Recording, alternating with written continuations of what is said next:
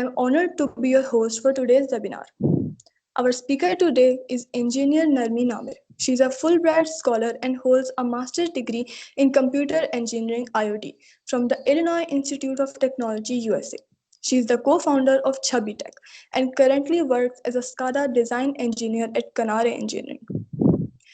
Narmeen is also a career counselor and academic advisor with expertise in IoT, networks, and smart grid.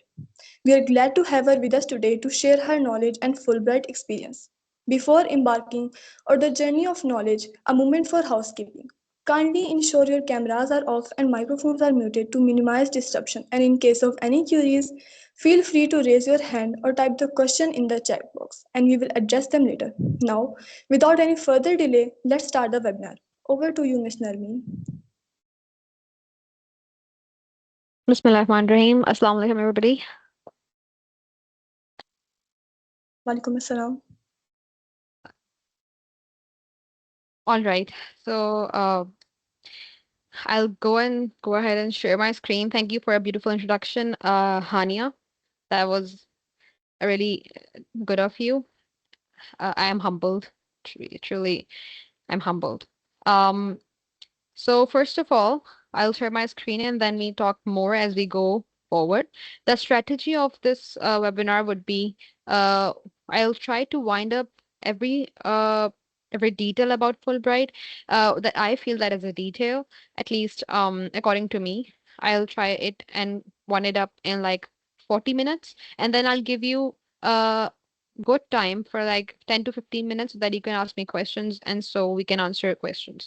If you have some very specific questions and they are not general queries, I'd recommend to please book a session with me. We'll have a one-to-one talk about like I can have a session for 1 hour or 40 minutes or 30 minutes as long as you wish for. And then you can discuss the specific query of yours and that's in that session so that the question does not get so much longer that the other participants don't get to ask the other questions as well. So the medium of the question answering, and I'll be talking in bilingual languages. I'll be talking maybe more in English than Urdu, or maybe uh, English and Urdu equally. So don't hesitate to just speak Urdu. It's okay. We are here to educate you about the Fulbright scholarship, and no need to feel shy if you're not good at speaking. Although I recommend that you just try to speak good, because just share the screen and we'll just talk as we go on with the presentation. All right. You've made me a presenter, Hania. Alicia. We have made you the presenter, Ms. Narmeen. Okay. I'll just go on and share only my screen because can you see my screen? Yes. That background you can see, I clicked that picture myself. This is Chicago. This is uh the what do you call that? The skyline of Chicago, and that is the Michigan River, Michigan Lake, we call that. And this is the Chicago River Walk. So it's a beautiful place to be, just for your knowledge. Just all right. I'll go ahead and share the presentation.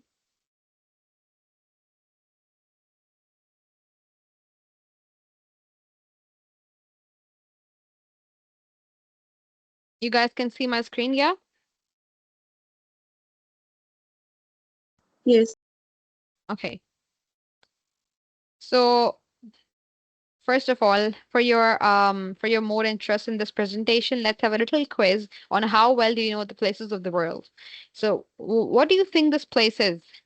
By the way, I'm talking about USA. So these all places are from the different states of USA. What do you think this place is?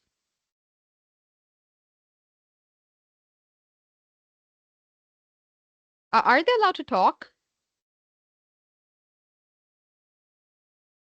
I guess this is White House. No. I'm gonna share White House also, but are the participants allowed to talk? Like unmute their mic and talk?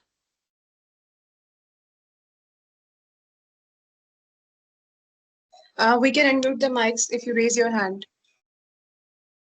Yeah, If please do anyone because wants to talk, then raise your hand. We will unmute them. I don't like speaking all by myself in the whole presentation. Please speak. It's okay.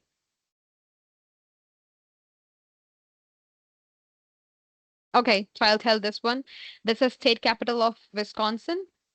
Normally the state capitals have these type of buildings, the round ones. This is Wisconsin. This is the same picture I showed you earlier. That is my desktop picture as well. That is Valparaiso. That is the University of Valparaiso. They have a very beautiful campus. By the way, the campus I have, Illinois Tech, I'll show you this. This is my campus. That was Illinois Institute of Technology in Chicago. They have one of the best campuses in the whole USA. This guy sitting, you know that guy. I'm not gonna tell you that. Tell me this. Quite common.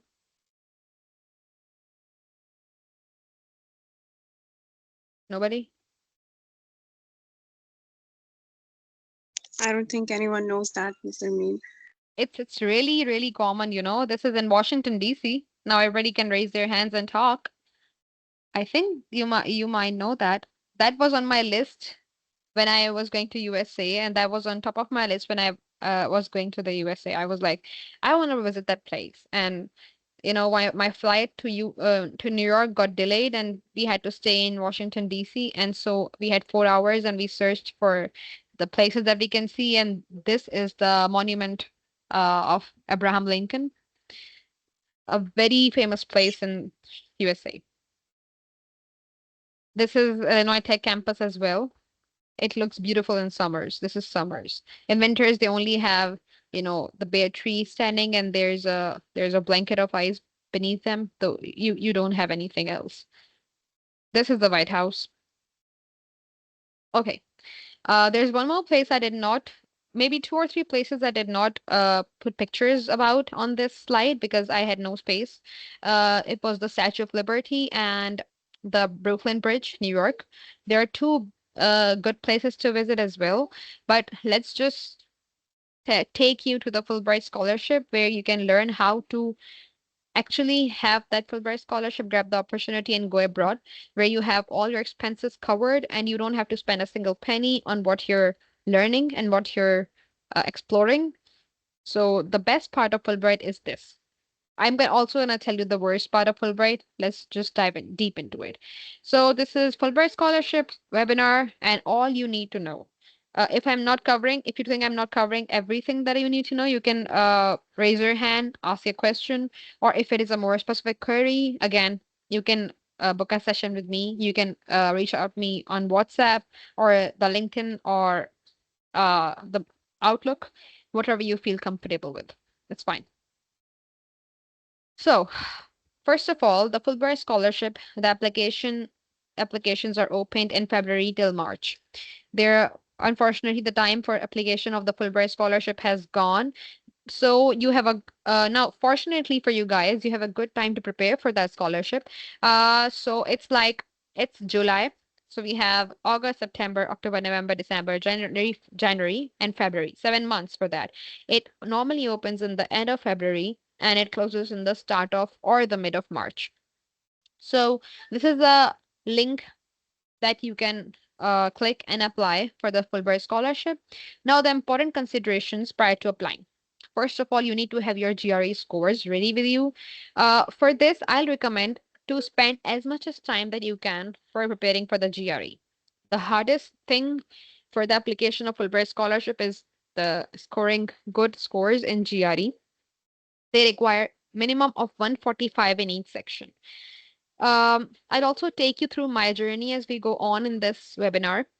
I applied in the Fulbright scholarship when it was COVID days, and so it was not required for me and for all those participants who were applying that year, that is 2021, to go and give their GR and take their GRE tests. So we were exempted for the GRE scores, but uh, even when we were exempted from that, I gave my GRE exam because I thought that because my PO, that is a program officer, By the way, program officers are appointed to you by the by the USCFP, that is United States Educational Foundation of Pakistan, so that they can assist you with the application process and going on with the Fulbright scholarship. So I was assigned Zulfikar Ali Bhutto. He was a really nice PO, and he asked me if I wanted to give the GRE. So I said yes.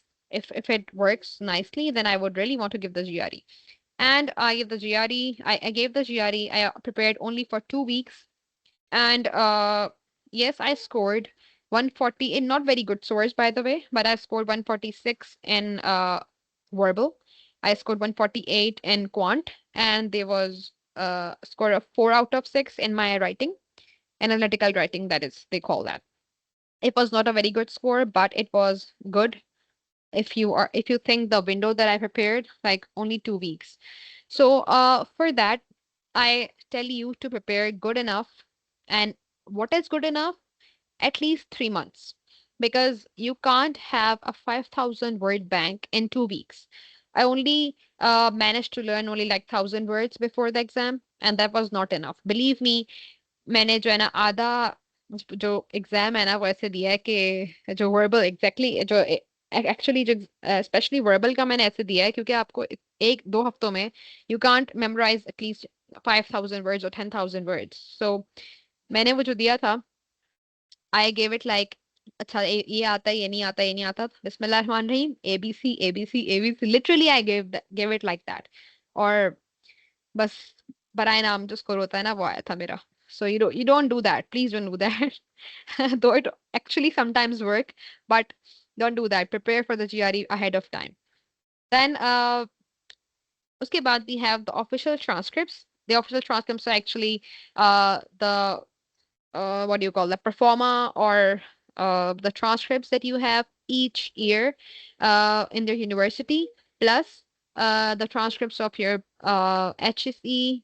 I don't know what you call that in the federal board, because in the Punjab you have the federal board system. In Karachi, I'm from Karachi, so we have the Higher Education Commission, Higher Education Board, and metric board and all that. So हमारे ऐसा होता है कि we have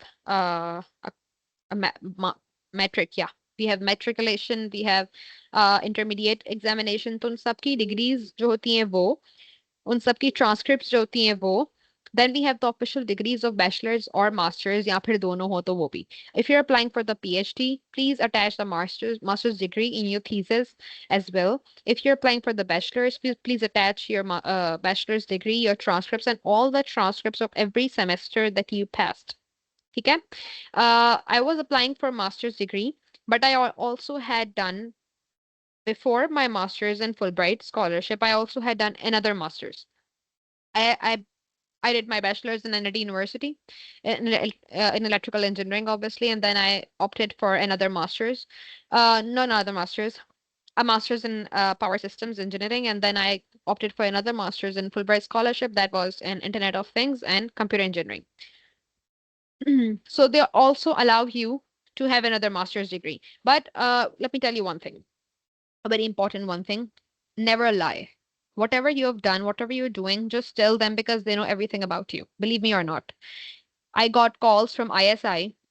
I got calls from intelligence while before going to the USA. I was selected for the scholarship program as a principal candidate, and I had passed my medical, I had passed my GRE, my TOEFL, everything. I was just waiting for my visa, and I had to go for uh, the tickets and the landing in the USA. Then I received calls from ISI, from intelligence agencies, asking me about, okay, so how did you pass your matriculation exam? What was the score? As if they don't know that. They will call you and they will ask you because they want to make sure what person they're giving the visa. That is actually quite normal. Don't be afraid of that. Just speak truth. That's just write. Sorry, just write the truth. Of already I'm sorry, always the truth. Never ever anything wrong, because only one little thing that is wrong, your whole application will be rejected for that. You should have a valid passport. Now, by the valid passport, I mean that it should be valid for 6 months from the start date, when you are having your principal candidate or the supplementary candidate, whatever candidate that you're having. For example, you got the scholarship. Now, from that time, you should have the passport that is actually 6 months valid at that time. And if you don't have that, I'll recommend that make a passport first of all, because whenever you are filling the application, they require the passport. If you don't have the passport right now, apply for one. And better to apply it for 10 years. There are two passport types. There's 5-year passport type and there's a 10-year passport type. I'll recommend that you go for the 10-year passport type. It's a little costly. It's costly in a sense that um there are more pages. There's a more duration of that passport. There's expiry date that is of like up to 10 years, but go for that if you're going for the Fulbright scholarship. So you don't have to have a blood relative in the USA. For example, I had my grandfather that is actually not my actual grandfather, but my father's uncle. So I had him in the USA and I wrote it very truly that I have my father's uncle in Indianapolis and he lives in here and here, and I gave his emergency contact number for the Fulbright scholarship. So they actually verified him that okay, he actually lives there and she's speaking the truth. उन्होंने मुझे दे दी scholarship. लेकिन अगर आपने ऐसा लिखा ना, आपके मामू अगर यूएसए के अंदर हैं, सगे मामू, आपकी सगी खाला, फिर आपको नहीं मिलेगी Fulbright scholarship. This is the rule. ये एक I don't know if it is wrong और if it is right, but this is it. This is it. They decide to do whatever they want. So, what is the eligibility criteria for the Fulbright scholarship? How can you get it? Just a minute. Okay. How can you get it? पहले सबसे पहले, you should have a bachelor's degree. That what things are must that help you get your Fulbright scholarship? Bachelor's degree, आपकी 16 years education. Uh, so there are some people in this world right now that they don't have a bachelor's degree, but they have जो कि home school हुए हुए हैं, they have the skills, they have the knowledge that they are equivalent to the bachelor's degree. They're also eligible for this. They don't actually require the degree. If you mention that you have the equivalent education, and then you can prove it कि हाँ मैंने पढ़ा हुआ है सब, but I am homeschooled by my mother or anyone else. I didn't go to university for the bachelor's degree that gives me a proper paper wale degree. So I have the information and the knowledge that is equivalent to bachelor's. So they don't force you for that degree thing. Okay? But you have to show them the proof. GPA is not specifically required, but it should be at least 3. So जितने वो लोग कहते हैं ना कि 4 GPA वाले लोग, they're good people. I'm not saying they're bad. मैं खुद भी 4 GPA वाली रही हूँ, but आपको ना GPA is not everything.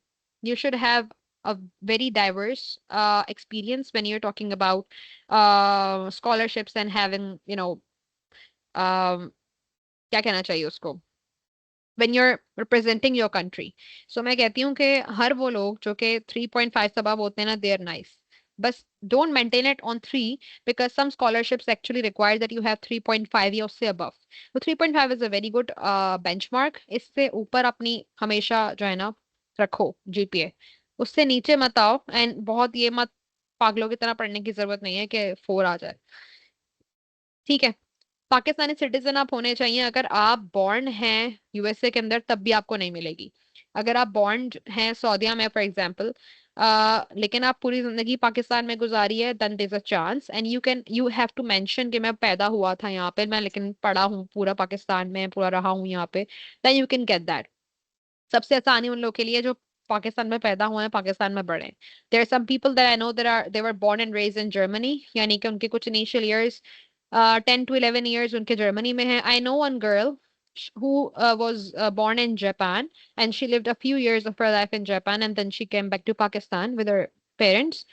So you have to mention up that it is up to them to give you the scholarship or not. लेकिन उनके chances कम हैं as compared to वो लोग जो पाकिस्तान में पैदा हुए हैं और ग्रो भी पाकिस्तान में किए। ठीक है। कुछ प्रोग्राम्स ऐसे हैं जिनमें इनके 2 साल का प्रोफेशनल एक्सपीरियंस रिक्वायर्ड है। फॉर एग्जांपल ज्यादा जो एमबीए प्रोग्राम्स हैं, जो बीबीए के प्रोग्राम्स हैं इनके, उनमें ज्यादा जो है वो प्रोफेशनल एक्सपीरियंस 2 साल का रिक्वायर करते हैं। कुछ और प्रोग्राम्स भी हैं मास्टर्स के। मैं मास्टर्स की बात कर रही हूँ। फुलब्राइट स्कॉलरशिप सिर्फ मास्टर्स और पीएचडी ऑफर करती है, they don't offer you bachelors. सही है, ये कुछ प्रोग्राम्स में है, सब में नहीं है। The programme I opted for is computer engineering and Internet of Things. इसमें नहीं था, रिक्वायर्ड नहीं था, ऑल्दो मेरा एक्सपीरियंस था but it was not required. इस तरह के जितने कंप्यूटर साइंस के प्रोग्राम्स उनमें रिक्वायर्ड नहीं है, जितने फाइनेंशियल प्रोग्राम्स है ना, फाइनेंस के प्रोग्राम्स जो हैं, BS in finance, computational finance, economics and all these programs, इन सब में required है। और कुछ प्रोग्राम्स जो है पब्लिक हेल्थ सेफ्टी के, मेरा ख्याल से there are some programs in microbiology as well that require 2 years professional experience, ताकि उनको पता चले कि आपने काम भी किया है एक्चुअल ग्राउंड्स पे उतर के। Students, especially girls from KPK, Sindh and Kashmir, are encouraged to apply।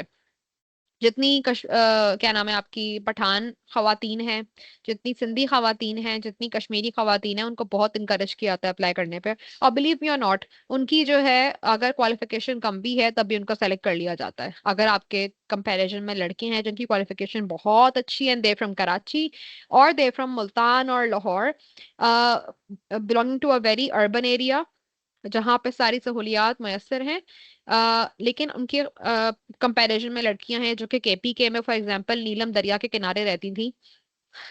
I hope नीलम को मैं कनेक्ट करी हूँ सही KPK से। तो जो है आपको वो कंसिडर करेंगे उस लड़की को, क्योंकि उसके पास ना चांसेस कम होते हैं। इसमें ये ऐसा कोई वो नहीं है, कोटा सिस्टम या इस तरह की कोई चीज नहीं है कि आ, उतने बंदे हमने वहां से उठाने, उतने बंदे यहाँ से उठाने, but it actually it's it's the way of them expressing के हम चाहते हैं कि वो लोग ज्यादा अप्लाई करें, उनके पास कम होते हैं ना chances. It's just like that. Students cannot apply for programs with clinical requirements such as dentistry, medicine, pharmacy, nursing। अच्छा, जिन्होंने क्लिनिकल साइकोलॉजी पढ़ी हुई है ना, वो अप्लाई नहीं कर सकते मास्टर्स में। अब बहुत सारे मेरी 2-3 कजन्स भी थी जो अप्लाई करी थी, दे वर लाइक यार ये क्या बदतमीजी है कि आप क्लिनिकल साइकोलॉजी वाले लोगों को अलाउ नहीं कर रहा है। लेकिन दिस इज देयर, उनकी मर्जी है भाई। वो जो अलाउ करते हैं, वो जो अलाउ नहीं करते वो उनकी मर्जी है। But public health and safety वाले अलाउ हैं, नर्सिंग वाले अलाउ हैं। नर्सिंग में मेरे ख्याल से आपको प्रोफेशनल एक्सपीरियंस चाहिए होता है। तो ये सब चीजें हैं, ठीक है। एप्लीकेशन रिक्वायरमेंट्स मैंने पहले बात की थी, जो the reason I was switching the slides, I was looking कि अच्छा मुझे इसमें और उसमें क्या फर्क बताना है। एलिजिबिलिटी क्राइटेरिया ये है कि आप जो हैं ये सब चीजें, आप एलिजिबल हैं if you have these things, यहाँ पे if you don't have these things. लेकिन एप्लीकेशन की रिक्वायरमेंट्स जो है ना, वो क्या, that actually makes you stand out of people and you get your application approved by the Fulbright scholarship, और आपको एज अ प्रिंसिपल कैंडिडेट वो सेलेक्ट करेंगे। वो चीजें क्या हैं, तो आपका स्टेटमेंट ऑफ पर्पस जो है ना, अगर ये रिक्वायरमेंट है आपने लिखना है, और ये अभी कैसे लिखा जाता है, इसकी इसके अंदर क्या क्या होना चाहिए, इसके अंदर पूरी जो है ना एक अलग से एक वर्कशॉप बनाई जा सकती है। अगर आप लोग कहेंगे तो मैं वो भी कर लूंगी, बट अगर किसी को दिखाना है, रिव्यू कराना है, अपना स्टेटमेंट ऑफ पर्पस लिखा हुआ है, या सिर्फ टिप्स पूछनी है कि लिखूं कैसे, you can book a session with me. We can have a half an hour session and then we can talk about it according to your specific requirements के कैसा होना चाहिए स्टेटमेंट ऑफ पर्पस। फिर पर्सनल स्टेटमेंट क्या चीज होती है, by the way they both are different. Personal statement अलग होता है, स्टेटमेंट ऑफ पर्पस अलग होता है। अब मैं डिफरेंसेस क्या है मैं बताना लग गई तो आधा घंटा इसमें गुजर जाएगा। तो personal statement and statement of purpose क्या होते हैं, कैसे लिखे जाते हैं, हमारा चेक कर लें आप क्या गलती है इसमें। तो ये सब चीजें जो है वो अलग से हम इसको डिस्कस कर सकते हैं, अगर आप लोग जो है if you just come 101 with me, तो हम इसको आराम से देख सकते हैं। मैं हर एक को प्रॉपर टाइम दे सकती हूँ इस तरह से। अभी मैं अगर इस तरह बातें करने लग गई तो बहुत टाइम लग जाएगा। अच्छा, the thing I want to focus over here is any extra curricular certificates. वो लोग जो सिर्फ पढ़ाई करते हैं ना, they don't want those people, believe me. They don't want people के सिर्फ किताबी कीड़े बने हुए बैठे हैं, सिर्फ किताबों से कुछ नहीं होता। You have to have good certificates in schools. Oh, sorry, in sports. You may be a good debater. You may be a good sportsman. You may be anything. Maybe a good photographer. कोई भी extra curricular activity, अगर आप management बहुत अच्छी करते थे events की अपने स्कूल्स में, अपने यूनिवर्सिटीज के अंदर, अगर आप जो हैं यू लव सिंगिंग, अगर आपके पास एक बहुत बड़ा गार्डन बना हुआ है और आपने उसको किसी कंपटीशन में डाला था और you have to certificate of that कि भाई मैंने गार्डन मेंटेन किया था, वो भी दिखा सकते हैं। अगर कैंगरू मैथ के कॉम्पिटिशन्स आपने जीते हैं वो दिखा सकते हैं। एक क्या होता है माइंड समथिंग, मुझे याद नहीं आ रहा, mental maths, yes I think that is so. Mental math से कंपटीशन जीते हैं, आप वो दिखा सकते हैं। मैंने जिस तरह जो है, अच्छा, make sure you put the international certificates on first priority. मेरे कुछ सर्टिफिकेट्स थे जो कि मैं जीती थी IET present around the world में, I was a speaker for the session and I won a runner up for that, and I won the audience favorite award for that, and I won £100 for that. So I mentioned it. अपने international certificates mention करो, अगर कोई NASA से मिला है certificate वो mention करो, इस तरह की चीजें, ठीक है, अपना बिल्डअप करो। और I the reason I am talking to you right now is, अभी आप लोग शायद कुछ थर्ड ईयर में होंगे, कुछ सेकंड ईयर में होंगे, हो सकता है फर्स्ट ईयर वाले भी आए हों, हो सकता है फाइनल ईयर वाले भी हों। जो फर्स्ट ईयर वाले हैं ना, उनके लिए तो बहुत अच्छी अपॉर्चुनिटी है कि you guys start working on yourselves right now, because it's the time.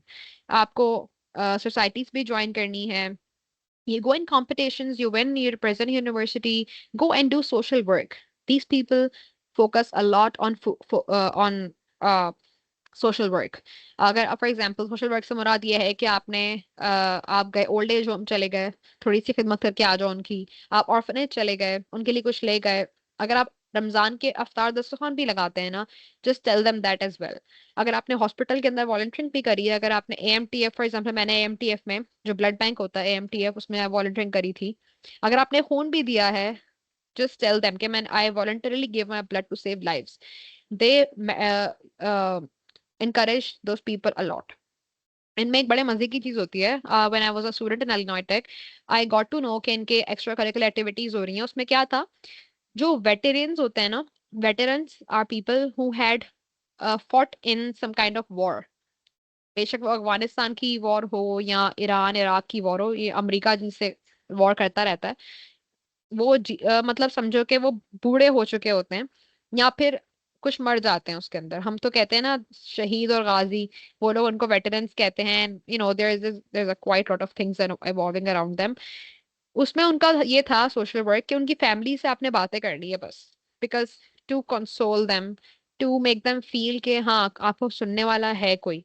तो उसमें करना ये था कि बूढ़े बूढ़े अंकल्स थे, उनकी बड़ी बड़ी खवातीन थी, वाइफ्स थी, फोन पे बात करके ना उनके सिर्फ दुखड़े सुनने थे बस। That was volunteering and you got paid for that. So that is a social work for them.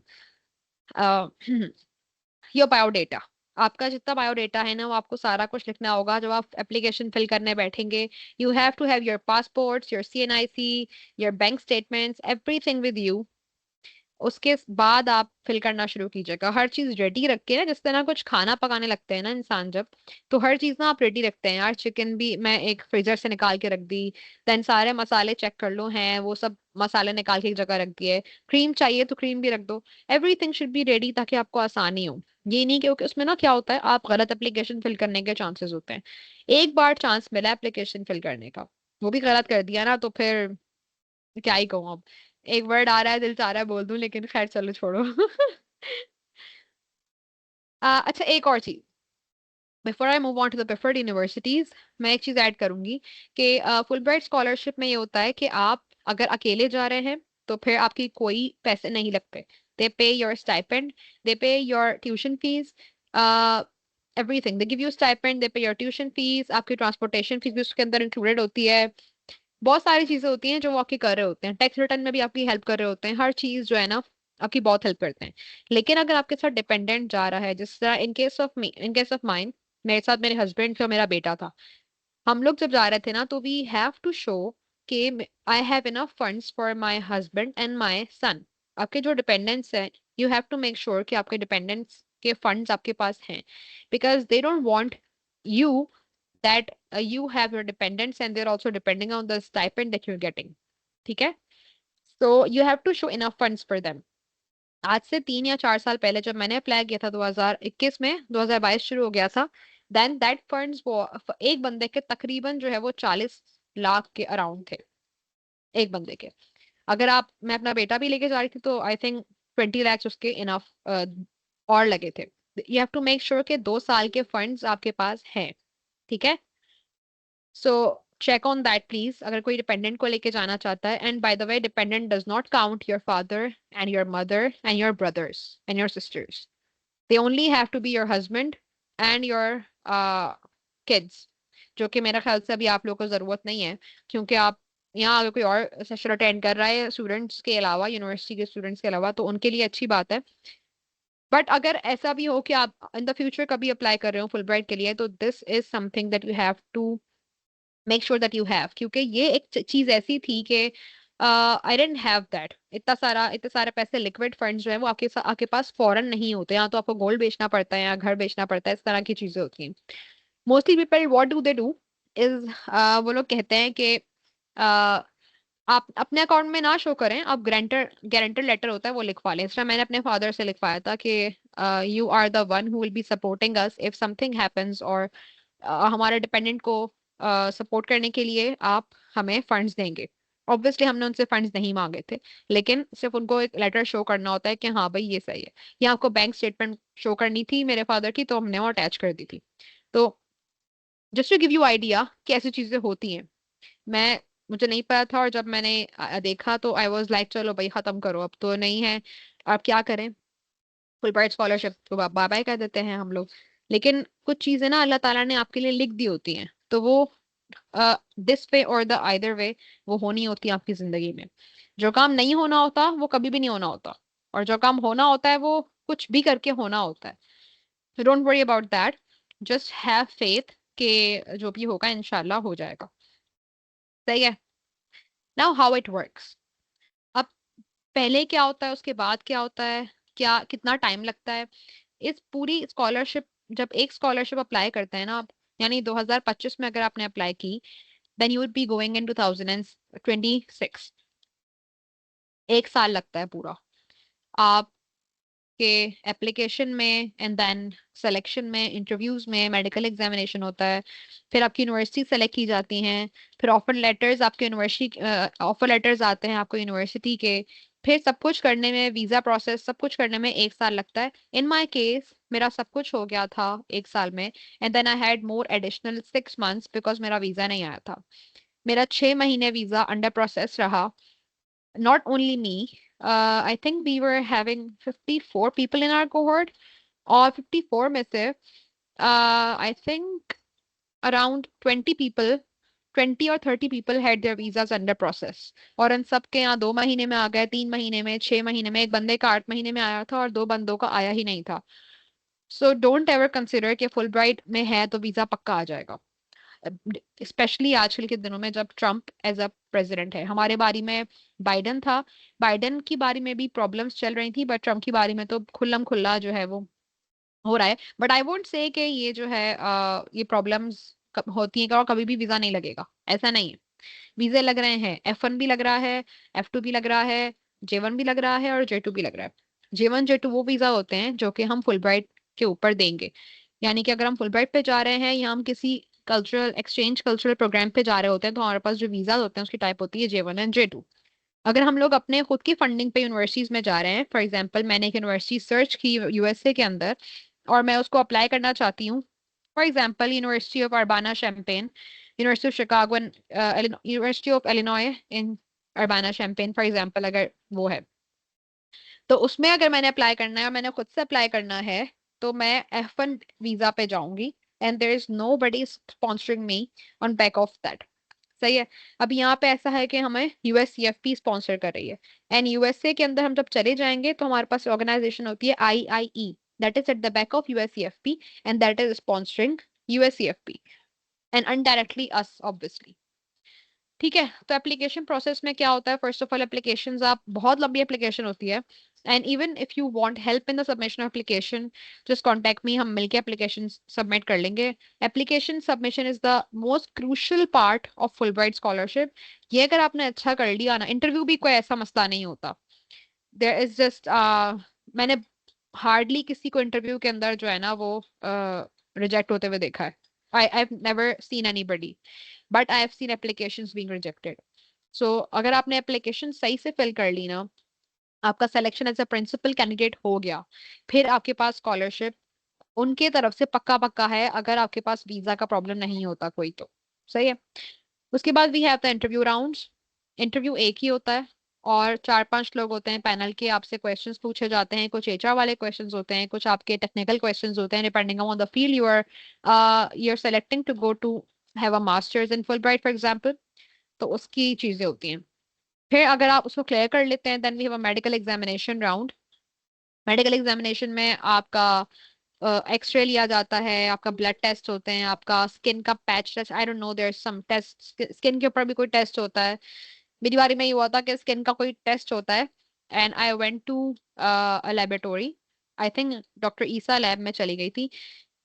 And I why am I telling you that, please don't go in small laboratories। अच्छी lab reports को choose करो, ऐसा ना हो कि आपका जो result है वो खराब हो जाए, एंड देन वो आपको इस बेस पे, हाँ मेडिकल बेस पे जो है ना, आपको वो एक दफा कहते हैं कि दोबारा करा के लेके आओ इस तरह की चीजें। मेरा मेडिकल एग्जाम हुआ था और मेरा स्किन का पैच टेस्ट था, something like that. They inject something on your epithelial layer of your skin. उसके बाद वो कुछ एक दो दिन देखते हैं कि सर्कल से बाहर निकल रहा नहीं निकल रहा, I don't remember the name of the test, but it was like that. अगर ऐसा ज्यादा रिंग बनता है तो फिर उसको वो कहते हैं कि नहीं, टीबी का टेस्ट होता है कुछ, यू हैव टीबी और something like that, I am not sure, कुछ होता है। और मेरी जो मेडिकल एग्जामिनेशन की एप्लीकेशन है वापस आ गई थी कि नहीं, ये आपका हम रिजेक्ट कर रहे हैं मेडिकल, यहाँ तो आप दोबारा करा के भेजे हमें, यहाँ फिर there something wrong with your body. मैं बहुत डर गई थी कि ये क्या हो गया। And then I had the medical examination done again. और उसमें ये हुआ था कि जो मेरे डॉक्टर हैं, उन्होंने मुझे बताया, जो मेरे फिजिशियन है, general physician, he told me कि आपका जो टेस्ट ही गलत हुआ है, इतना सारा तो इंजेक्ट ही नहीं करते। जो 0.1 मिलीलीटर इंजेक्ट करना था, आपका 1 मिलीलीटर इंजेक्ट कर दिया उन्होंने, तो ज्यादा इंजेक्ट करेंगे ज्यादा ही फैलेगा obviously. So you right the results, I am writing down, it's fine. तो उन्होंने मेरा टेस्ट ही नहीं किया, उन्होंने डायरेक्ट रिजल्ट्स लिखे। he signed on that and he told I am endorsing this, ये इनका सही है, लिखवाना होता है किसी डॉक्टर से। वो सब कर दिया तो उन्होंने मेरा एग्जाम क्लियर करा दिया था। अच्छा, एप्लीकेशन टू 4 यूनिवर्सिटीज बाय आई ये जो आ, 4 यूनिवर्सिटीज में अप्लाई करते हैं ना, आपके हाथ में नहीं होता। You can only give the preference while you are filling the application, कि हमें हमारा दिल करता है कि हम जो है हम यूआईसी में पढ़ लें, हमारा दिल करता है हम आईआईटी में जाएं, हमारा दिल करता है कि हम हार्वर्ड में चले जाएं, हम एमआईटी में जाएं, हम न्यूयॉर्क स्टेट यूनिवर्सिटी के अंदर पढ़ लें। आपने अपनी मर्जी लिख देनी है, बट उन्होंने करना वही है जो उनकी मर्जी है, ठीक है। तो 4 यूनिवर्सिटीज में अप्लाई करेंगे आपके बिहाफ पे, और उसके बाद अगर आपका चारों यूनिवर्सिटीज में आ जाता है तो फिर हो सकता है कि आपको वो कंसिडर कर लें कि हाँ, आप बताएं कि आपका चारों यूनिवर्सिटीज में आ गया, आप किस में ज्यादा आपका फोकस है। लेकिन अगर आपका आता ही एक यूनिवर्सिटी में है, तो आप एक यूनिवर्सिटी में ही जाएंगे। अगर दो में आता है तब भी वो अपनी मर्जी से आपको डाल देंगे। मेरे केस में ये हुआ था, because I give the GRE that was not even required. उस जीआरई की बेसिस में मेरा 4 यूनिवर्सिटीज में हो गया था, चारों से मुझे ऑफर्स आ गई थी। तो उन मैं आई हैड द अपॉर्चुनिटी कि मैं किसी में भी मतलब दे डिडंट टेल मी कि आप किसी में भी जा सकती हैं, उन्होंने बस मुझे कहा था कि आपकी प्रेफर्ड यूनिवर्सिटी कौन सी है, तो मैंने कहा it's Illinois take Chicago.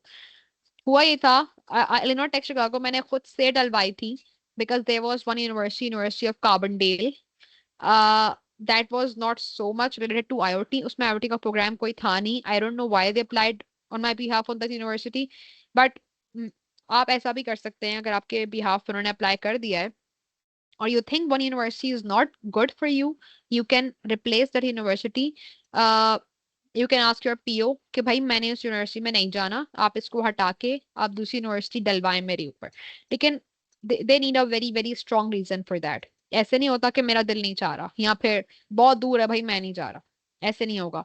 You have to give a very strong reason कि इसमें ये प्रोग्राम ऑफर नहीं हो रहा। लेकिन एक और यूनिवर्सिटी है, जिस तरह I told them, there is a university, Illinois Tech Chicago, that offers the exact program that I'm looking for, it's IoT, and I want to do that, so आप मुझे वहां उठा के डाल दें।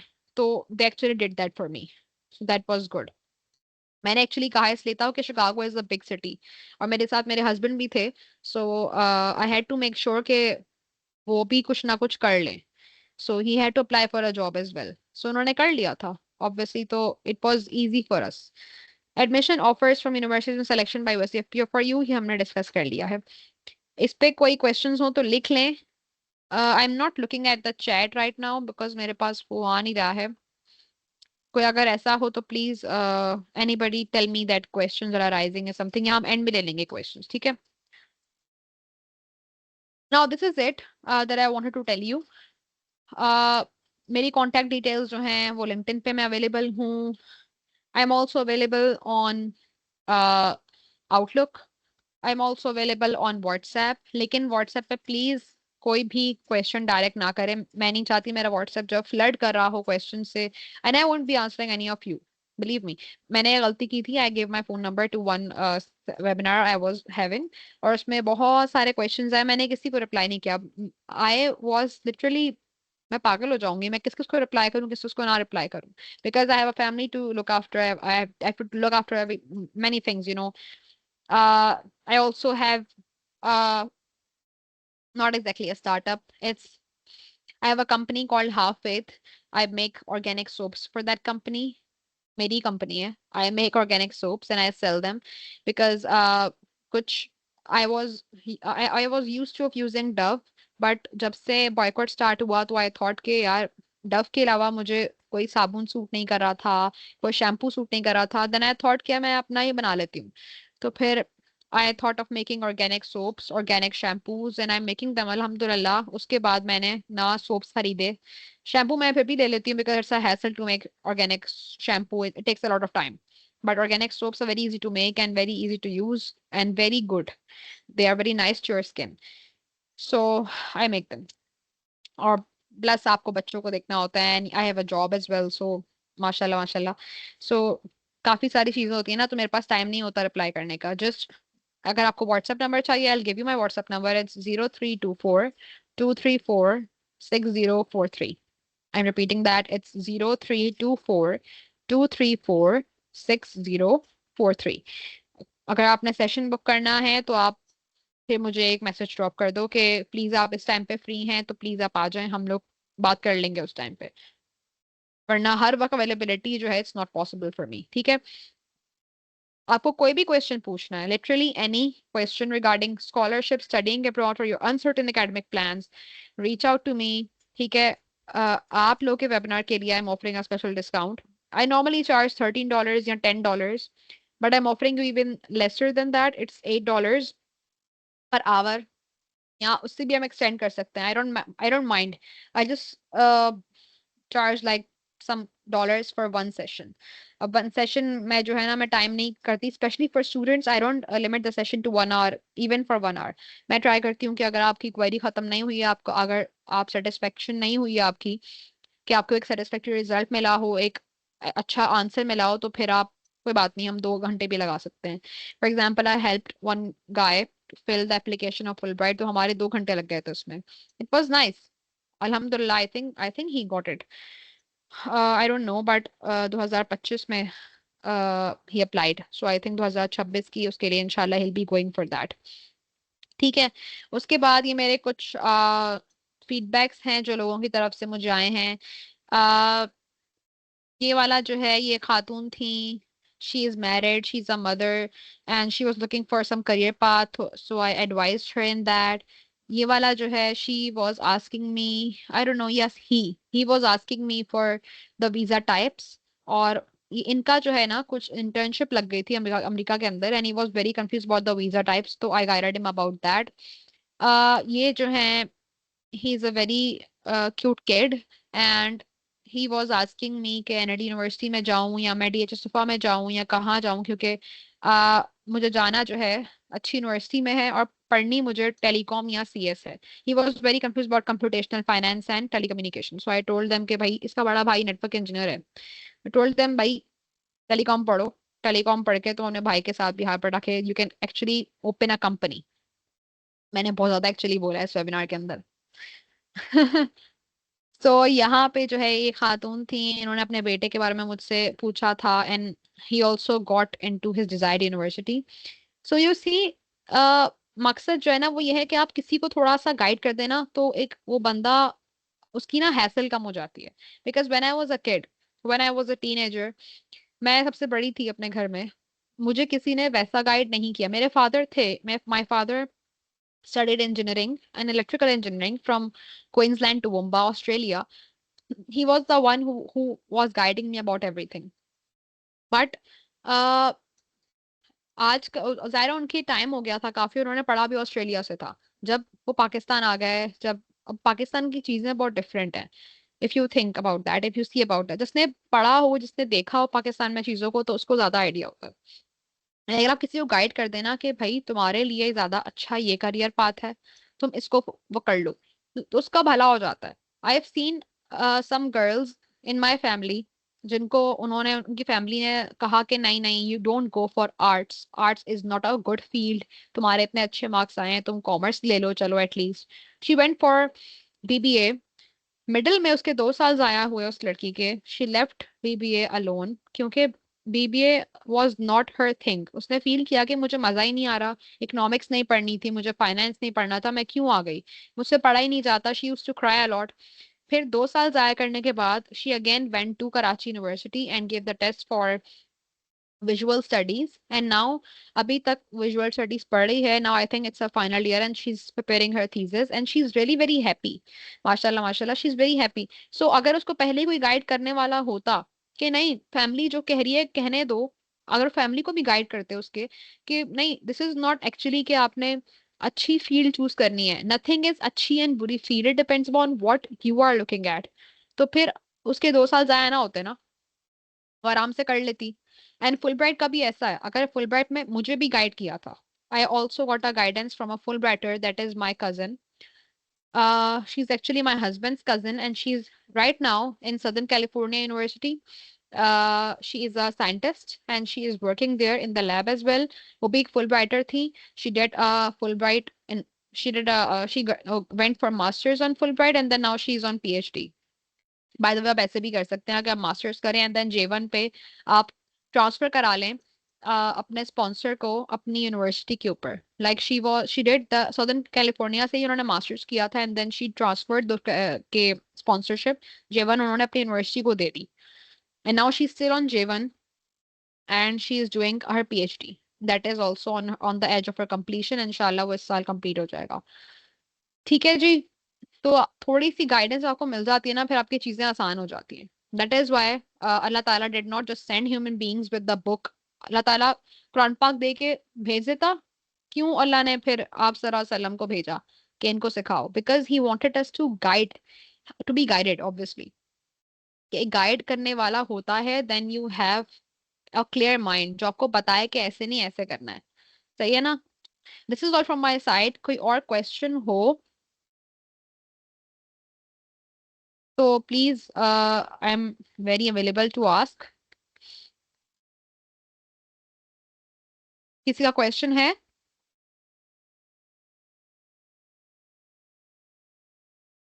आई कैन सी चैट, इसमें बहुत। Okay, I can write the WhatsApp number over here 0324234604 3। Chat में देख लो, मैंने व्हाट्सएप नंबर डाल दिया है, बट प्लीज इसको स्पैम मत करना, और प्लीज आइल्स रिक्वायर्ड नहीं होता। अच्छा, आइल्स जो है ना हमेशा, आइल्स यूएसए के लिए रिक्वायर्ड नहीं होता, लेकिन अब ऐसा हो रहा है कि कुछ यूनिवर्सिटीज के अंदर ये लोग आइल्स का स्कोर भी एक्सेप्ट कर लेते हैं। जिस तरह यूएस की कुछ यूनिवर्सिटीज है, नॉर्थ वेस्टर्न है आई थिंक, एलिनोरा टेक भी, अगर आप F1 पे अप्लाई करेंगे तो they also accept the IELTS score. But अभी जो फुल ब्राइट स्कॉलरशिप है ना, ये लोग आइल्स का स्कोर देख लो, I don't think they require the IELTS score, they go for the GRE. GRE तो मस्ट है, I know that. What's a GRE score? GRE जो है आपका एक टेस्ट होता है जिसमें आपके इंग्लिश और मैथ्स का और एनालिटिकल राइटिंग का टेस्ट लेते हैं वो लोग। कि ये टेस्ट पूरी दुनिया के लिए सेम होता है, और ये आपको टेस्ट जो है ना टेस्टिंग सेंटर्स में जाके देना पड़ता है। टेस्टिंग एनवायरनमेंट्स बने होते हैं ताकि एक यूनिफॉर्मिटी और एक क्लैरिटी रहे पूरी दुनिया को कि हाँ, क्योंकि ऐसा होता है ना कि कुछ सिस्टम जो है वो जीपीए पे चल रहे हैं, कुछ सिस्टम परसेंटेज वाइज चल रहे हैं, ऊपर नीचे ना हो, पूरी दुनिया एक सेम स्कोरिंग लेवल पे आ जाए, इसलिए उन्होंने जीआरई का टेस्ट रखा था। जीआरई का स्कोर जो होता है ना वो परसेंटाइल के बेस्ड होता है। Percent, you all know percentile right? It's about the bell curve, ऐसा कुछ होता है। जितना टेस्ट मुश्किल होगा और अगर सबने कम स्कोर किया तो आपका स्कोर अच्छा माना जाएगा। अगर जितना टेस्ट आसान होगा, सबने ज्यादा स्कोर किया, आपका कम स्कोर पे बुरा माना जाएगा। ठीक है, it's just like that. GRE के 3 होते हैं parts: verbal, quant and analytical reasoning. तो आपको तीनों में अच्छा स्कोर करना होता है, या फिर कुछ उसमें ऐसा होता है कि आपको डिफरेंट सेक्शन का स्कोर आपको अलग चाहिए होता है। ठीक है, जस्ट वेट, मैं शुरू से पढ़ती हूँ। Sorry to cut you off, हाँ, मैंने गूगल फॉर्म का लिंक शेयर कर दिया है। Those who opt for certificates आप फिल कर सकते हैं उसे, मैंने चैट बॉक्स में शेयर कर दिया। You can continue. क्या हमें वहाँ कोई पार्ट टाइम जॉब करना अलाउ होती है विद स्टडीज? यस, अलाउ होती है, लेकिन वो पार्ट टाइम जॉब अपनी यूनिवर्सिटी के अंदर ही आप कर सकते हैं। आपके कुछ आवर्स होते हैं, उन आवर्स में आप जॉब कर सकते हैं, लेकिन वो यूनिवर्सिटी के अंदर ही होनी चाहिए। आप अगर बाहर जॉब करेंगे ना, तो उसके जितने पैसे आपको आएंगे, आपको टैक्स पे भी भरना होता है, टैक्स रिटर्न्स आपको फिल करने होते हैं। जितने पैसे आप कमाएंगे ना, उतने पैसे आपके स्टाइपेंड से कट कर लेंगे। ठीक है। For physics students require some experience. Physics students के लिए ना, आपका सबसे पहले तो आई थिंक सैट का एग्जाम होता है, या जीआरई में जीआरई का एग्जाम होता है। There is a separate physics exam for that. ये थोड़ा सा देखना, जीआरई का फिजिक्स या मैथ्स का अलग से भी एग्जाम होता है, आपको वो देना होगा पहले, जीआरई के भी अलावा। ठीक है। आई डोंट नो ना उनकी रिक्वायरमेंट इस साल की जो है इन्होंने वो खत्म कर दी या नहीं खत्म करी, बट पिछले साल की रिक्वायरमेंट 2025 के लिए जो जा रहे थे लोग, उनकी रिक्वायरमेंट तो ये थी कि उनको जीआरई का फिजिक्स का एग्जाम देना था, और स्कोर पे डिपेंड करता है। जिस तरह आपका जीआरई का मैथ्स का या क्वांट का, इसको हम क्वांट कहते हैं, quant is basically maths. Maths का जो स्कोर होता है, अगर 149 है, अ- उन्होंने अगर 160 लिखा हुआ है, तो 160 से नीचे आप फिर उसके लिए कंसिडर नहीं होंगे। लेकिन अगर आप 160 लिखा है, 161 भी कर लेते हैं, 160 पे भी कर लेते हैं, then you would be considered for that. Physics students के लिए इंग्लिश का हो सकता है स्कोर इतना इंपॉर्टेंस ना रखता हो, लेकिन मैथ्स का ज्यादा इंपॉर्टेंस रखता हो, तो ये रिक्वायरमेंट जो है ना, थोड़ी सी होती है। How many months we get to know we are selected. अच्छा, अगर जब आप एप्लीकेशन फिल करते हैं ना, मार्च तक का टाइम होता है।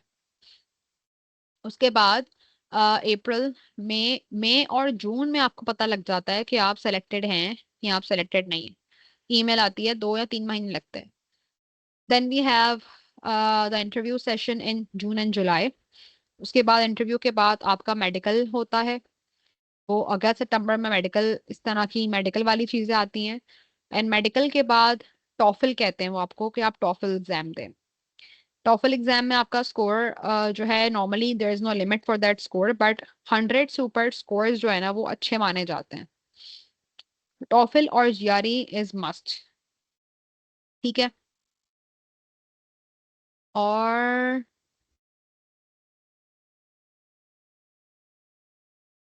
व्हाट्सएप नंबर मैंने लिख दिया है। How much minimum score is required in GRE? 145 each section. ये तो जनरल रिक्वायरमेंट है। ठीक है। जिस तरह मैंने अप्लाई किया था, दिस इज अ सीएस, ये इलेक्ट्रिकल इंजीनियरिंग की फील्ड थी। It's basically ECE, electrical and computer engineering की एक फील्ड थी, कंप्यूटर इंजीनियरिंग। उसमें आईओटी के अंदर मैंने मास्टर्स किया। उसमें मिनिमम स्कोर जो है वो 145 था फॉर ईच। उसमें उन्होंने कोई स्पेसिफिकली स्कोर नहीं लिखा हुआ था, लेकिन मेरी बारी में तो जीआरई रिक्वायर्ड ही नहीं था।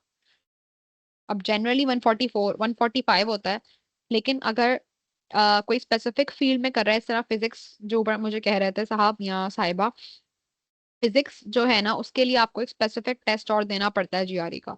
या कोई एमबीए या बीबीए कर रहा है ना, उसके लिए आपको एक अलग से टेस्ट लेना पड़ता है, जीआरई का ही। तो उसके स्कोर फिर अलग हो जाएंगे। ठीक है। ठीक है, व्हाट्सएप नंबर मिल गया। आइल्स रिक्वायर नहीं होता, जीआरई और टॉफल रिक्वायर होता है, सही है। Physics students, what are the opportunities? Does they need any experience for applying?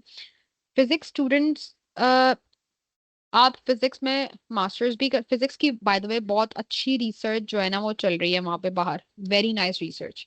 Dunes एक प्रोजेक्ट है, DUNES। उस पे दुनिया के आई थिंक 200 साइंटिस्ट काम कर रहे हैं, और उसमें एक पाकिस्तानी भी है, और वो इत्तेफाक से मेरा दोस्त भी है। तो वो ड्यून्स पे काम कर रहे हैं। ड्यून्स प्रोग्राम या ड्यून्स जो एक, क्या कहते हैं उसको, प्रोजेक्ट है, वो ऐसा ऐसी चीज है कि वो लोग दे आर सर्चिंग के दुनिया बनने से पहले क्या हुआ था। आई थिंक कुछ लाख साल पहले तो वो रिसर्च कर चुके हैं, लेकिन वो उससे भी पहले तक पहुंचने की कोशिश कर रहे हैं कि बिग बैंग हुआ था या एक्चुअली क्या हुआ था, कि दुनिया की इतनी सारी चीजें बन गई, हमारी यूनिवर्स बन गई, ब्लैक होल्स बन गए, ऐसा क्या हुआ था। They are researching on that. इसमें पाकिस्तानी साइंटिस्ट भी है। फिजिक्स स्टूडेंट्स के लिए ना अपॉर्चुनिटीज बहुत सारी हैं, ज्यादा रिसर्च में। ठीक है। रिसर्च में है, और ज्यादा अपॉर्चुनिटीज जो है वो पीएचडी करने के बाद मिलती है फिजिक्स स्टूडेंट्स के लिए।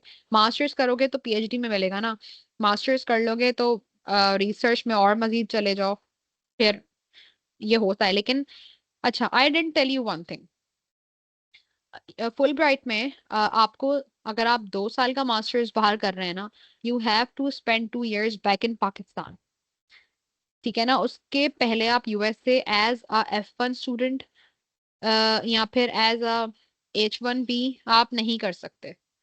F1 के लिए कर सकते हैं मेरे ख्याल से, लेकिन you have to come back, आपको जॉब नहीं मिल सकती वहां पे, एंड आपको रेजिडेंसी भी नहीं मिल सकती वहां पे। इमिग्रेशन में करके जाना चाहो, NIW ग्रीन कार्ड लेना चाहो, तो वो नहीं मिल सकता अनटिल आपके 2 साल कंप्लीटेड ना हो। कंप्लीट हो जाएंगे 2 साल, तो फिर उसके बाद आप कुछ भी कर सकते हो। सही है। तो जो 2 साल आप फुल ब्राइट में लगा के आओगे अमेरिका में, 2 साल आपको पाकिस्तान में रहना है।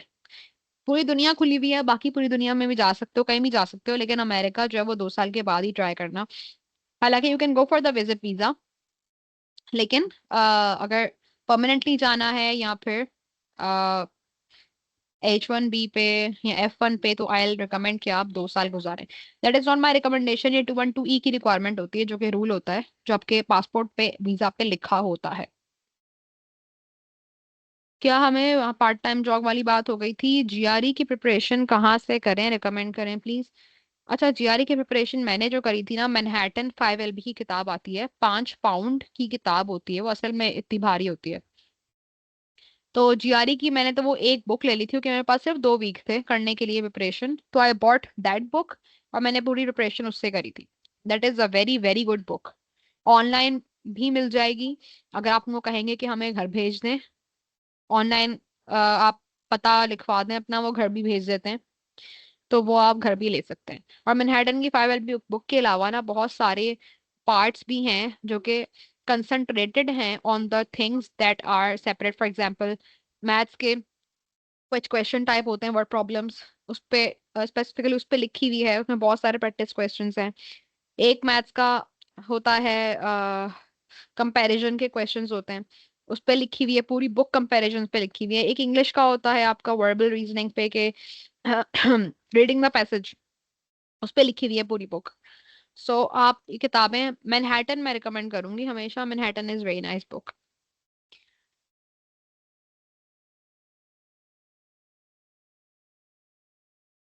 लाइबा बेटा मैंने बता दिया, फिजिक्स स्टूडेंट्स के लिए अपॉर्चुनिटीज जो हैं वो क्या होती हैं, मैंने बड़े मेरे ख्याल में डिटेल में बताया।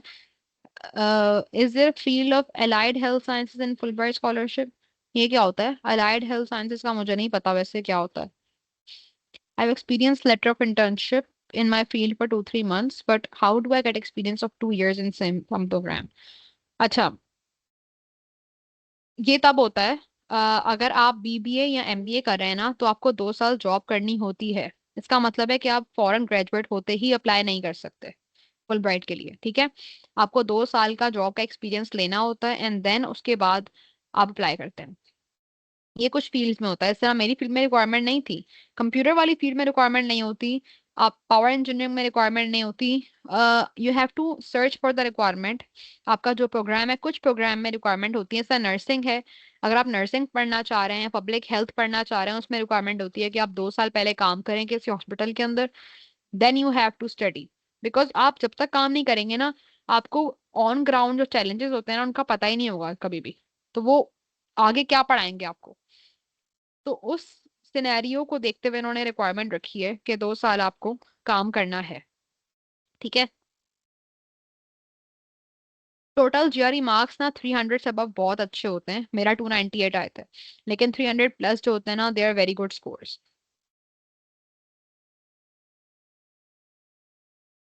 इंटरनेशनल सर्टिफिकेट्स कहाँ से मिलते हैं? आप सर्च करें इंटरनेशनल कॉम्पिटिशन्स जो भी हो रहे हैं, यूटी टेक्सिला एक जबरदस्त यूनिवर्सिटी है, आप लोग की रैंकिंग जो है ना वर्ल्ड में बहुत अच्छी आती है when you come to research.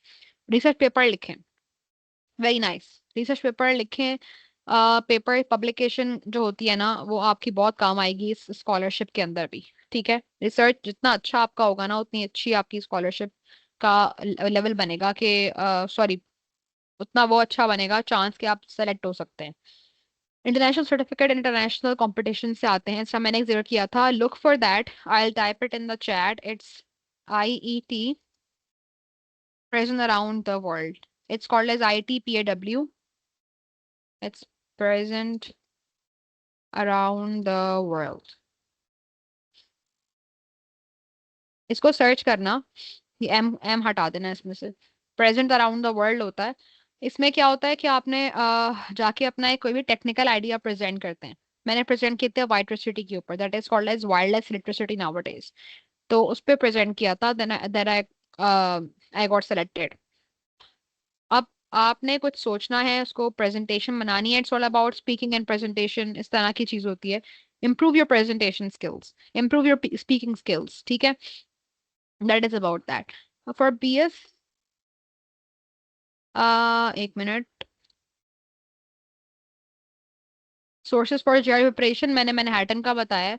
बाकी मैनहट्टन के अलावा आप GRE की जो ऑफिशियल वेबसाइट होती है ना, आप उस पे जाएं. ETS की होती है, ETS वेबसाइट पे जाएं. उस पे जाके आप GRE के क्वेश्चंस जो है ना, ऑफिशियल क्वेश्चंस आपको मिल जाएंगे. आप वो डाउनलोड करें, उनको सॉल्व करके देखें. I will be in my 7th semester in February. Would I be eligible for this intake? Because, as you told, it takes almost 1 year for application to be processed. Yes, you will be eligible.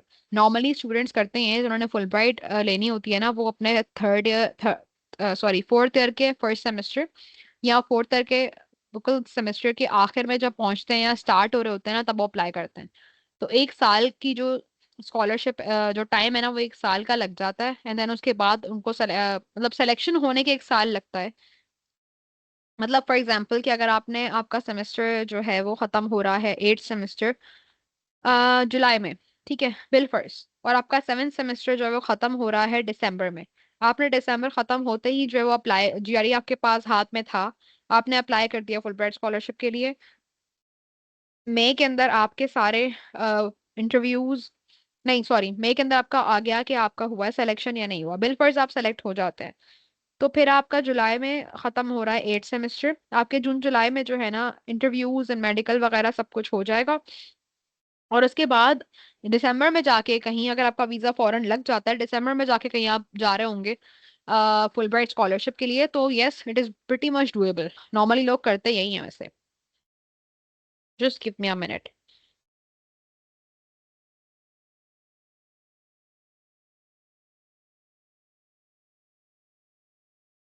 अच्छा, फिर I am in third year when I have to apply for this after my graduation. ये मैं answer कर चुकी हूँ.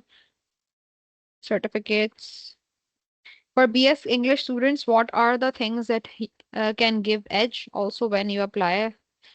When to apply मैंने बता दिया. BS English students के लिए आपका जो वर्बल रीजनिंग, वर्बल है ना, वर्बल वाला सेक्शन GRE का, वो बहुत स्ट्रांग होना चाहिए. आपका स्कोर बहुत अच्छा होना चाहिए. 145 इज द मिनिमम लेवल. आपका स्कोर जो है ना 150 हो जाए तो बेस्ट है फिर तो. लेकिन 145 से अबव ही होना चाहिए. ठीक है. और इंग्लिश के जैसे आपके डिबेटिंग कंपटीशन है कोई, दैट कैन शो कि आपने English, for example English literature में आपने कुछ किया था, आपने कोई कंपटीशन जीता, इंग्लिश डिबेटिंग कंपटीशन, आपने कुछ इस तरह का कोई स्पीकिंग कंपटीशन जीता, समथिंग लाइक दैट. आपने इस तरह उनको यकीन दिलाना है कि मैं सब कुछ कर सकती हूँ इंग्लिश के अंदर, and I am giving everything that I can. क्या, which can make my application unique. हाँ, मैं वही बात कह रही हूँ अभी के things which can make my application unique वाली. एक तो आपका GRE score is very there to help you stand out. That also applies to BS English students as well. फिर सेकंड वाली चीज जो आपका एप्लीकेशन यूनिक बना सकती है, वो एक्स्ट्रा करिकुलर एक्टिविटीज हैं. आपका सोशल वर्क है, आपके कॉम्पिटिशन्स हैं, आपका पब्लिकेशंस हैं. और मेरा एक स्टार्टअप भी था, उस वक्त से था, चाबी टेक, जो it's an industrial automation startup that I started with my husband. So अगर आपका इस तरह कुछ इनिशिएटिव है, कभी कोई प्रोजेक्ट बनाया है, कोई प्रोडक्ट बनाया है, इसको आप लॉन्च करना चाह रहे हैं नेशनल इंक्यूबेशन सेंटर के अंदर का, कुछ भी something like that, do mention that as well. ठीक है, ये सारी यूनिक चीजें हैं जो आपको हेल्प कर सकती हैं. बैंकिंग स्टूडेंट्स जो है वो एमबीए और बीबीए वाले 2 साल का एक्सपीरियंस लेके आए। इस्लामिक बैंकिंग एंड फाइनेंस वहाँ पढ़ाई जाती है। इस्लामिक कुछ यूनिवर्सिटीज ऐसी हैं जहाँ इस्लामिक बैंकिंग एंड फाइनेंस पढ़ाई जाती है। आपको अगर ये आगे पढ़नी है तो उसके लिए आपको यही करना होगा, पहले 2 साल का एक्सपीरियंस लेके आए आप, बहुत अच्छा एक्सपीरियंस हो, आपके लेटर्स होते हैं, ब्ला ब्ला ब्ला, बहुत सारी चीजें होती हैं। Then you have a good score in GRE. GRE का जो फाइनेंस वाला होता है ना वो अलग होता है, इकोनॉमिक एंड फाइनेंस का कुछ अलग होता है, आपको वो देना होता है। तो फिर उसकी अपॉर्चुनिटीज आगे भी अच्छी होती हैं। अगर आपने इस्लामिक बैंकिंग एंड फाइनेंस करना है तो यूएसए के अंदर कुछ जो इस्लामिक बैंक्स तो इस्लामिक नहीं है, ठीक है। कुछ अगर इस्लामिक वो है, यूनिवर्सिटीज भी इस्लामिक मैं नहीं कहूंगी लेकिन पढ़ाया जाता है। They even have Islamic finance and banking in Harvard. तो आपने जो मतलब अगर आप वहां नहीं तो यहाँ बहुत सारी अपॉर्चुनिटीज हैं। पाकिस्तान में आप बहुत सारी जगह पे इस्लामिक बैंकिंग एंड फाइनेंस पढ़ा सकते हैं, या आप किसी बैंक में काम कर सकते हैं।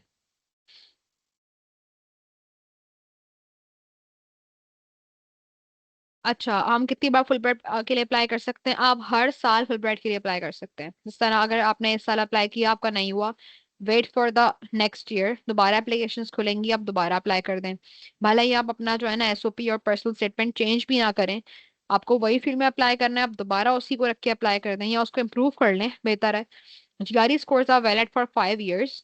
आप 5 years तक उनको यूज कर सकते हैं, तो आप 5 साल तक मेरे ख्याल से अप्लाई कर सकते हैं। Does GPA matter more than skill? Because I'm from fast university. भाई देखो, फास्ट यूनिवर्सिटी हो के एनएडी हो या कुछ भी हो, GPA does not matter more than skill, ठीक है। अगर आपकी जीपीए 4 है लेकिन आपको आता काख नहीं है ना, तो आप नहीं कुछ कर सकते। Simple as that. लेकिन अगर आपकी जीपीए भी अच्छी है, आपकी 3.6 जीपीए है और आपका स्किल सेट भी अच्छा है, आपको पाइथन भी अच्छी आती है, आपको आपका स्किल सेट ऐसा है कि आपने सी प्लस प्लस पे भी कमांड हासिल की हुई है, आपने गोलैंग भी सीखी हुई है, गो लैंग्वेज आजकल बहुत इन हो रही है, आपने वो भी सीखी हुई है, आप बहुत सारी चीजें कर रहे हैं, देन आप एक बहुत अच्छे कैंडिडेट है उनकी नजर के अंदर, जो कि ये है। लेकिन अगर आपकी जीपीए से अच्छी है, आपके अंदर और कुछ भी नहीं है ना, तो कोई फायदा नहीं है करने का। इतना पढ़ने का फायदा कोई नहीं है, आपके पास सब कुछ है ही नहीं तो। पढ़ने का फायदा ये होता है कि हमें समझ आए कि दुनिया में क्या हो रहा है, we know what manners are. सबसे इंपॉर्टेंट चीज जो आप पढ़ाई करते हैं ना, तालीम हासिल करते हैं, वो इसलिए करते हैं कि you know how people live in this world. ये चीज कैसे होती है, इसको लोगों ने कैसे किया था, हम अब इसको कैसे करेंगे। अगर आपने यही नहीं समझाना कि लोगों ने अपने रवैयों को कैसे रखा था और अब आपको कैसे रखना है, तो अगर आपने हिस्ट्री से कुछ नहीं सीखा, तो फिर आप कुछ नहीं कर सकते। Simple as that. मैं हमेशा ये कहती हूँ, तालीम याफ्ता लोग वो होते हैं जो उनको पता होता है आपने किस वक्त पे कौन सी बात करनी है, उनको पता होता है कि आपने कैसे लहजे में बात करनी है। अगर आपको दीन की तालीम ही नहीं है, दीन का इल्म ही नहीं है, तो हाउ वुड यू नो कि मैं इखलाक से बात करूं या बद इखलाकी से बात करूं, ठीक है ना। तो अगर आपने पढ़ा होगा तो आपको पता होगा ना, हमने अच्छे अखलाक से रहना है, हमने नमाज पढ़नी है, नमाज कैसे पढ़नी है, that you know, because you have the तालीम फॉर दैट। सही है, तो इन चीजों के बारे में ऐसा है। What about telecom engineering? हाँ, टेलीकॉम वालों की बहुत चीजें हैं दुनिया में, they are network engineers everywhere. जहां भी नई चीज बन रही होती है, आजकल डेटा सेंटर्स बहुत हैं, हर चीज में आपको नेटवर्क इंजीनियर्स चाहिए होते हैं, they are basically telecom engineers, very much. आजकल इन भी हैं, आगे भी इन रहेंगे इंशाल्लाह। What are the basic financial expenses to expect in this journey, and what does Fulbright charge to offer these services? Fulbright कुछ भी चार्ज नहीं करता। फुलब्राइट आपको स्टाइपेंड देता है। फॉर एग्जांपल, मैं शिकागो में रह रही थी तो मेरी स्टाइपेंड जो थी वो 1800 US डॉलर्स थी। उन 1800 US डॉलर्स में आप, मेरा जो रेंट था घर का वो तकरीबन $900 था। आपके 1800 में से 900 निकल गए तो 900 रह गए। अ, मेरी हेल्थ इंश्योरेंस सब पेड थी यूएस गवर्नमेंट की तरफ से। आपको हेल्थ इंश्योरेंस भी वो लोग पे करते हैं। मेरी स्टाइपेंड ठीक है 1800 मिल गई थी, मेरी ट्यूशन फीस भी पूरी पेड थी, हर चीज पूरा पेड था। अब 900 जो है ना मेरे अपने थे कि मैं खाने पीने पे खर्च करूं, क्योंकि मेरे साथ मेरा बेटा और मेरे हस्बैंड थे, तो उनकी इंश्योरेंस में निकलता था ये 900 रुपए, डॉलर्स आई मीन। फिर उसके अंदर हम जो टिकट्स वगैरह ले रहे हैं कहीं जाने के, because I travel lot, I travel like 12 states in the USA. तो आपने हवाई जहाज से जाना है ना, हम गाड़ी से तो नहीं इतना लंबा ट्रेवल कर सकते। तो फिर उसके एयर फेयर्स जो होते हैं, सिर्फ फॉर एग्जांपल $100 की, $200 की टिकट मिल जाती है आपको न्यूयॉर्क जाने के लिए। अगर आप हर महीने 800 या $700 भी बचा लें अपने, तो you can even send that at home, you can save it for later. आप अपनी चीजें भी ले सकते हैं for example, and you even get allowance for the laptop, you even get an allowance for the phone. आपको allowance मिलता है, बुक्स के लिए भी मिलता है। सेटलिंग एंड अलाउंस कहते हैं उस चीज को ये लोग, तो अच्छे खासे पैसे देते हैं ये लोग। आप आराम सुकून से जिंदगी बसर कर सकते हैं अगर आप अकेले हैं तो। अगर बच्चे और मेरे साथ बच्चे शौहर थे, हम अल्हम्दुलिल्लाह तब भी आराम से जिंदगी गुजर हो गई थी, लेकिन ऑब्वियसली फिर थोड़े खर्चे ज्यादा होते हैं, then you have to see everything according to that. ठीक है। um where we can search about the details of each program subjects that Fulbright offers, is there any specific website for that? Fulbright की जो website है ना, नीचे किसने लिखा भी हुआ है, फुलब्राइट की वेबसाइट पे सब कुछ लिखा हुआ है। आप यूएससीएफपी पे चले जाएं, आप आईआईई पे चले जाएं, आईआईई पे भी लिखा हुआ है। फुलब्राइट की वेबसाइट पे चले जाएं, उस पे भी सारा कुछ मिल जाएगा कि आप अप्लाई कैसे करें, अप्लाई करने का तरीका, देन कौन सी फील्ड्स पे अप्लाई कर सकते हैं आप, वो सब आपको मिल जाएगा वहां पे। There lot of things that you can do, बहुत सारी चीजें हैं। अह, ठीक है। I hope all the questions are completed। किसी को कुछ और पूछना है? Maybe I can just give you 2 more minutes for that.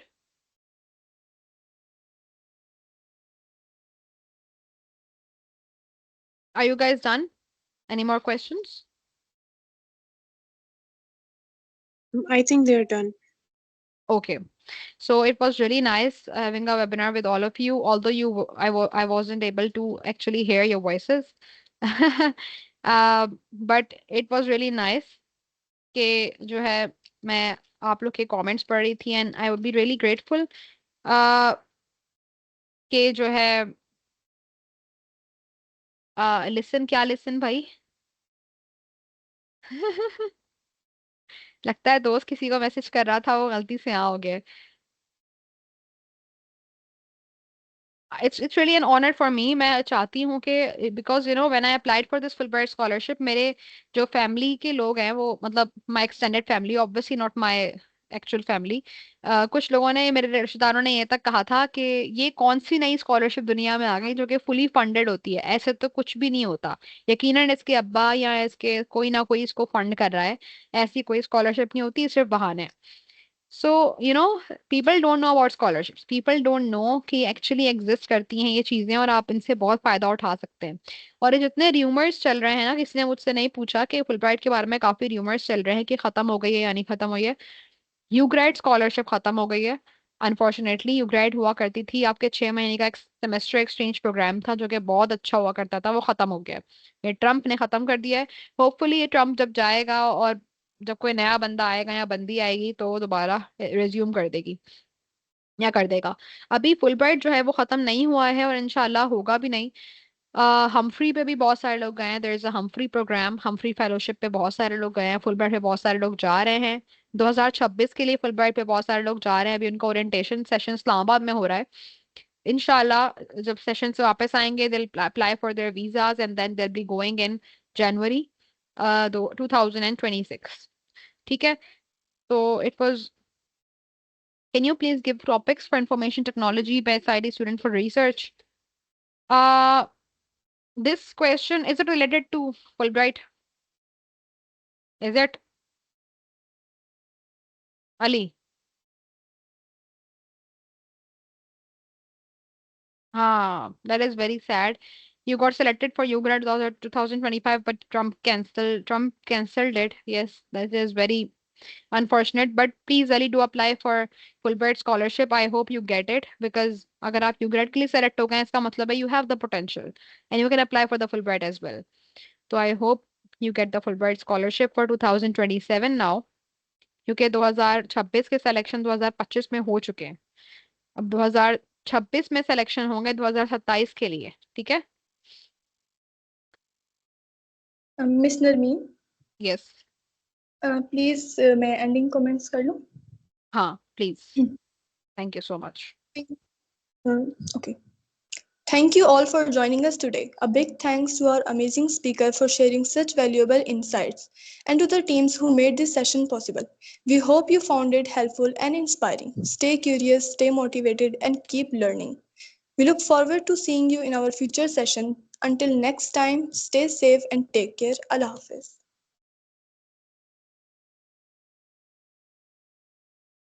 Thank you very much, Ms. Nermeen.